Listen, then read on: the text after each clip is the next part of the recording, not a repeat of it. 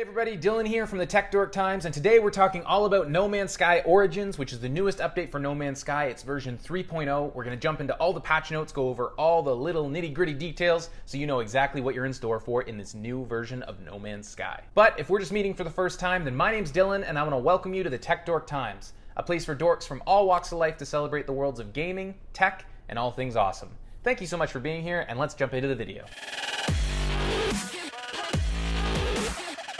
So just before we jump into the patch notes and I pull them up on screen, I wanted to mention this was originally a two-part video that was like crammed together. I've now separated it into two chunks. So this first one is going over the patch notes, and then the second video, it'll be up on Wednesday, so keep an eye out for that.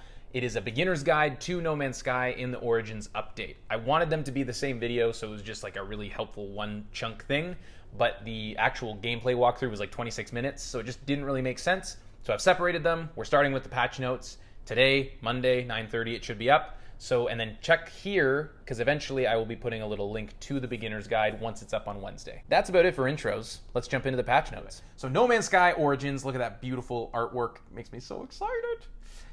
First things first, I will read this piece to you. Update 3.0 Origins dramatically expands the universe of No Man's Sky, explore a stranger, richer, and more varied universe with deeper planetary diversity, dramatic new terrain, a host of new creatures, new weather conditions, colossal buildings, and much more. Our journey continues.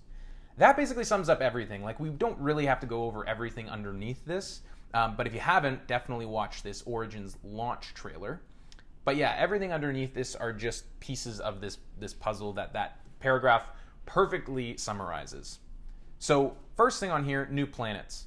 That's probably one of the biggest, most exciting pieces of this. Most star systems now have new planets. So before this update, for anyone who hasn't played the game yet, all the systems had somewhere between 2 and 5 planets. What that means now for the game is every system that exists has at least one new planet in it, which means that even if you visited somewhere, there's still something new to discover there. So that's really cool. Not only are there still plenty of systems for you to explore that you've never set foot in, the ones that you've already set foot in have new things to discover.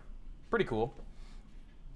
Really great pictures here too. Binary and ternary stars. I don't fully know how that affects gameplay at all. Like, I know, like, for instance, in the game, if you go to a red star system, that's a cadmium system, so you can mine for cadmium, which is a valuable resource.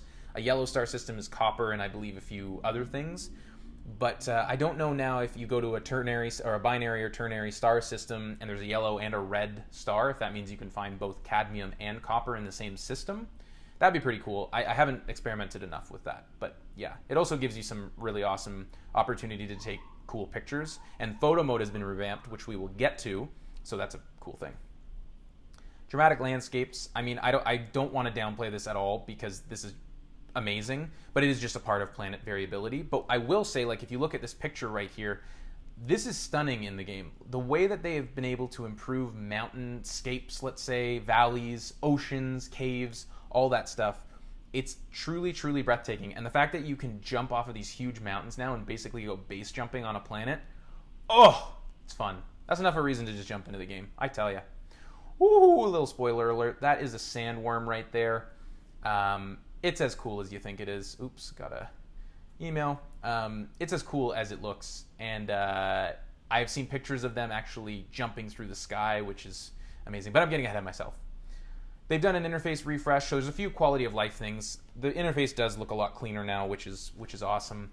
Let's see, what else here? Yeah, even just the menu screen. The visor is noticeably different and improved, which is cool. Richer diversity, again, that's part of planetary variation. This was a variation update, I guess, is a really important thing to drive home here. Variation was king. So not only is it, like, what does it say? Countless strange new combinations. Yeah, exactly that. Variability. So they've taken a bunch of new elements and thrown them into the alphabet soup of possibilities and have, I believe somewhere in here it says that variation has at least doubled in the game, which is awesome. Fauna, again, falls under that umbrella. Like, this never existed before, and there's all kinds of cool things to discover now that you've never seen before in the game. Volcanoes. Oh, that was a tease. Volcanoes are coming, though. Cloud and weather variety. This is something, actually, that, although it is just part of, like, variation, it's a small detail, but boy, does it make a difference in this game. I think the whole point of this is to compare. So if we pull that across there and you see the clouds now, Clouds respond to storms like they would in real life. They actually start to gather over top of you, and you'll see in the gameplay demo that I'm going to do in like 5 minutes. You actually, when the storm comes in, they roll in, and it's very ominous, and they look perfect. They look lifelike, and it just adds another level of immersion to this game that is incredible. And this is, I love this video here. Like, that really looks like you're flying through a world. I mean, that looks like Earth, I guess, but flying through that is so cool, and I don't really know what else to say. I mean, it just looks awesome. Marshes are something I have not actually stumbled upon yet, but basically they're just different biomes that you can stumble into on planets, and you got these little Yoda huts that are kind of cool. What else we got here? Increased color variety, just more variation. Some of the grass now actually lights up at night, which is really something to see. A lot of this is like spectacle, right? Like, just the exploration side of the game has been recharged, which is more than enough reason to go back into the game, because it's basically the main reason that the game exists is to explore. This teleporter screen is actually a pretty big deal. Before it was just a list, but now you can actually see pictures of the things, so you know where you're going. It seems obvious that you'd want that, but again, just a quality of life thing, makes teleporting around a little bit easier. Photo mode, as I teased earlier, is so cool. If you've never played around with photo mode in this game, you are sorely missing out. I am so addicted to photo mode in No Man's Sky, so I definitely recommend trying it, but fair warning, you will end up spending a ton of time trying to find like the perfect picture. And now they've added, like, you can change the cloud level, fog density, there's some new filters, I believe, so there's just so much to get lost in just that one piece of the game. It's awesome. Oh, Colossal Archive buildings. These are really, really cool. You can kind of see the shadow of it there, hopefully on the screen record. These hold like records of old ancient alien civilizations, and you can find them either through making deals with the cartographer on space stations or by just stumbling upon them. But just like the freighters that were introduced in Desolation, I think was the update name, these just give you another opportunity to get some lore about the world of No Man's Sky, and just another thing to explore. Look at that. That's so freaking cool. Infestations, that's another thing I actually haven't stumbled upon yet, but apparently there are planets now where there are dangerous vegetation and anomalous life forms that will like attack you, and they're just dangerous planets overall. Just something else to stumble upon that's different, right? New lighting conditions, another piece of the variation puzzle. The game looks beautiful. If you haven't played it in a while and you log back in, especially if you're on like a really good PC, you'll notice it immediately. Even just like the lens flares and stuff, oh, just beautiful. Anomalous buildings, so that's lumped into anomalous planets. You can find these old ruins of buildings, and again, just another thing to explore. Volcanoes, these are really cool.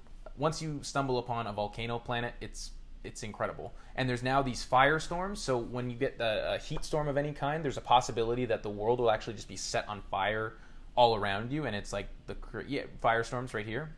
It's pretty unreal running through that and trying to dodge the fire and stuff. Definitely a cool addition. Storm gameplay effects. I haven't messed around too much with these, but it's a cool feature that different storms affect your multi-tool and actually just the way you play the game differently. So, for instance, a blizzard allows you to mine for longer because it keeps your mining beam cooler. So it all is like logically linked, like sprinting farther in toxic storms because it helps your gas processing technology in your exosuit. And I'm not going to read all of them, but obviously those are cool little effects in the game. They've streamlined crafting, which is nice. Any sort of redundant items or items that haven't been used very much, they've just gotten rid of. And they've added a few new ones too, which I haven't messed around with too much, so I'm not really sure what these do exactly, but hey, they're updating it. Terrain detail, this is a cool picture showing you how, I think this is the not as improved. Yeah, as it comes across now, you'll see it just has more like weatheredness to it. Again, just a little bit more immersion into the world. And again, if you have a really great PC, then the ultra settings have been improved, so that's really cool. Exploration guide, I think this is really good for completionists, anyone who really likes to explore in No Man's Sky. Every planet now has almost like a scavenger hunt kind of checkbox, so you can see how many planets, or how many creatures, you've discovered, and flora and minerals, so you can actually figure out how many more you need to find on that planet to have fully explored it. That's a nice touch for any completionists out there. Portal interference, I didn't have a lot of problems with. But apparently that was an issue pre this update, so if you've had any issues with it, good to know. Meteors are just another cool addition to make it feel like a real living, breathing environment, and galaxy, I guess is the word. I've only seen a couple of those, but they're pretty cool. Anomalies on anomalous planets, those are cool. The gravitational field can just change, and then gravity changes, and you can like float around and stuff. Pretty cool. Pretty cool. That's like the summary of this update. Tornadoes, another like weather effect. You can get caught in them and get spit out by them. And again, yeah, it's just another thing to experience in this game. Lightning blows my freaking mind. Lightning has been so cool so far. When you land on a planet and there's a storm going and there's just cracks of lightning, that's something worth just jumping back in if you haven't already, to just find a planet with a storm and have your mind blown. Yeah, this is actually a cool. Planetary NPC encounters are really cool too. NPCs that used to fly through the atmosphere of planets but never land, now they actually can land, and you can trade with them. So it just makes it feel like this is an actual universe where people are going about their business, you know? Another quality of life thing, the menu, discovery menu improvements. So yeah, filtering, sorting, and hiding, you can now do that when you're scanning through your planet lists of places you visited. Same thing with anything you've discovered. Just a nice quality of life thing. More multi-tool upgrades, always cool. Insect life, I believe. Yep, insect life. That's kind of neat. I mean, these are pretty cool to look at, like just more variability to what you can find on planets, right? And Horizon Zero No Man's Sky, am I right? Sentient robots on planets that are just wandering around like friggin' androids. Love it. Improved creature behavior, that's a small thing, but it's cool. Like herding behavior is now more accurate, I guess, and bigger herds are possible. Flying creatures can come closer to the ground now. And, of course, tapping this off, ending it with the most epic piece of this, probably. Sandworms. Look at those things. Like I said, I've seen pictures of them actually breaching into the sky as you're flying around. They're just a whole new can of worms. I planned that. Isn't that sad? Can of worms. Yeah, no, the sandworms are unreal. And I think that's it for the patch notes. I'll leave a link to the description of the patch notes here. But hopefully that gives you like a brief indication of what's going on in this update, because I was a little confused when people were talking about it's a variation update. I didn't really know what that meant. But basically, taking all of these patch notes into consideration, all this is just more to experience in the world. I feel like I've said that a few times already, but at the end of the day, this game is all about exploration, and what Hello Games has done has given you up to double the amount to explore. So if you are 500 hours into the game or have 500 hours logged in the game, that means potentially you have another 500 hours of exploration ahead of you. That is absolutely massive and incredible. Huge kudos to Hello Games for doing that. And yeah, I think that's everything I have to say about the patch notes. Let me know in the comments below, what are you most excited about? What are you enjoying most in the update? That's about it for this video. I hope you found it helpful. And like I just said, if you want to let me know in the comments if you find this sort of setup helpful. I'm still experimenting with this channel and figuring out what formats are the most useful to casual gamers to get more out of the games they're playing. So definitely give me some feedback in the comments. I love everything I've been receiving so far. It's really helping me to make this as good as I can possibly. I look forward to hearing from everyone. If you like this video, make sure to like the video and consider subscribing to the channel for more content like this. We post tech guides, game reviews, game spotlights, and we're starting to put a particular focus on Xbox Game Pass, covering all the best games, sleeper hits, underrated games, underappreciated games, all that good stuff to help you maximize your subscription to the service. As always, stay safe, stay healthy, and stay dorky.